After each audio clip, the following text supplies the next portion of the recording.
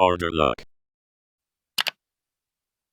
What's up guys, my name is Order, welcome back to the channel, and in this video I'm going to be teaching you about how to conquer existential dread, or nihilism, or solipsism, or absurdism, whatever existential crisis you're in. This is the only video you'll ever need to watch. Now believe me guys, I've been in an existential crisis for a very long time, and then I got over it a few years ago, but I'll be honest guys, I lost years of my life to an existential crisis. And it started for me after a bad acid trip, alright? Now an existential crisis can happen to anyone for any reason. It could be a death, it could be a change in your life, it could be a drug trip. I don't know anything about that, but what I do know is a solution, so I'm going to share it with you right now. So let me summarize my story. Basically, I took too much LSD, I had basically a psychosis, went schizo for a few years, and then I was just basically questioning, like, I'm in a matrix, my life's a lie, nihilism or solipsism, like, I'm the only guy, I can't trust my own sanity, basically shit like that, right? Now, the way we solve an existential crisis is the way I approach any problem, and that is we gotta look at the truth. We gotta look at the facts. And time don't wait for us. She says she ain't gonna wait for love. Now, what do the facts say and what is the truth? Well, let's start like this, alright? Existentialism,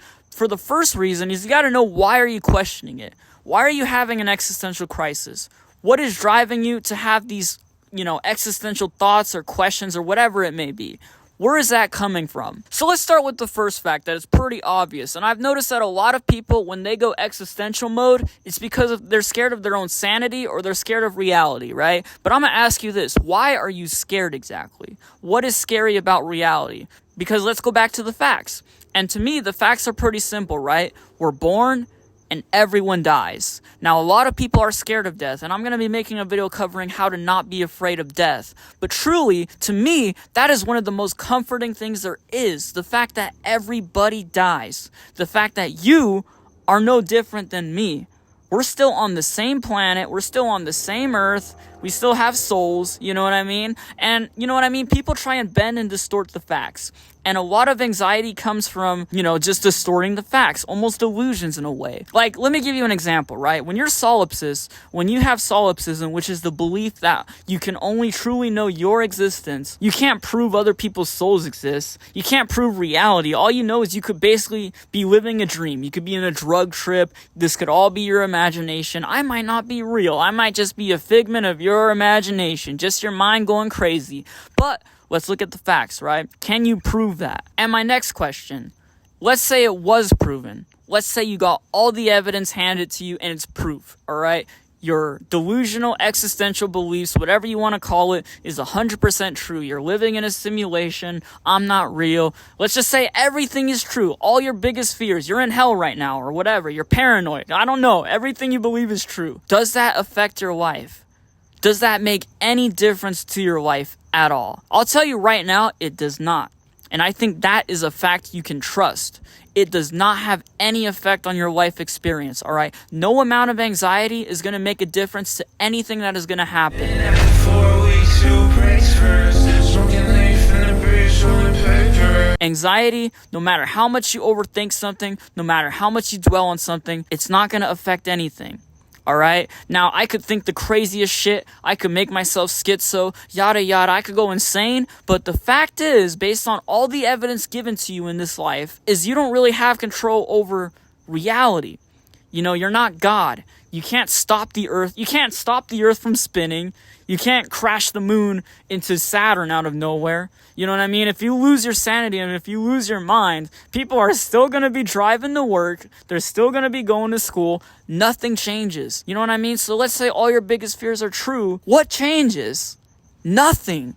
And to me, that's a comforting fact. That's enough reason to not be existentially dreadful. And I understand that it's really powerful. When I was in my existential crisis, it felt like when I would look into my mind, it felt like I was staring into an abyss, like a bottomless pit, and that pit was looking at me. Like I felt like my mind and reality was just a void I was staring into. Call me money, I still skate to her. Pretend my feet don't hurt so I can say. But based on the facts, what do we do, alright? How do we overcome this? Well, there's a story about Sisyphus. It's like a Greek story where basically a dude has to roll up a boulder for eternity. But he does it. And I'll tell you why I believe he does it, right? So listen to this, all right? Let's say, just for an example, let's just say reincarnation is 100% real. What do? Are you just going to roll over and just, play a victim, just wallow away in self-pity, fall into anxiety, fall into depression? You can. I can't stop you, but if you want to do that, you can do that. But I assume the answer to most of you guys is no, you don't want to do that. So what do? I say you get up and you experience life. You let go of any doubt and just truly realize that you are given a life that you can't scientifically prove any theology or philosophy. You know what I mean? You can't prove anything like that. You can't prove that I'm just in your head, basically. But you have a free will, so you could use your mind and your body and your hands and your eyes to do whatever you want. And I believe the right thing to do is to not roll over and cry.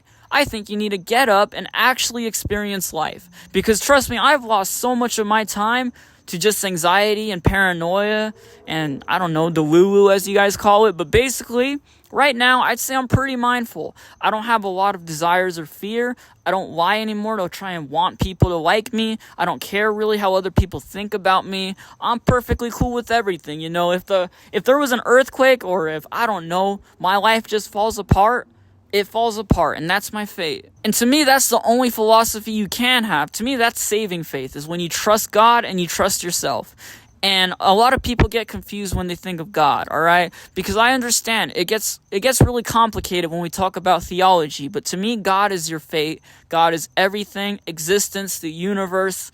If you can trust the process and you trust your fate, and even if the worst days of your life haven't even happened yet, if you have faith and you know yourself and you know that this is a life experience with trials and anxiety and turmoil, you'll realize it's honestly just all about the experience. So go enjoy life, guys. Don't dwell on these existential questions. With that all being said, guys, make sure to leave a like, subscribe. Let me know in the comments down below what you think. I'd love to hear all about this. And as always, guys, I love you all. I pray for you. God bless you all. Have a blessed day. Peace.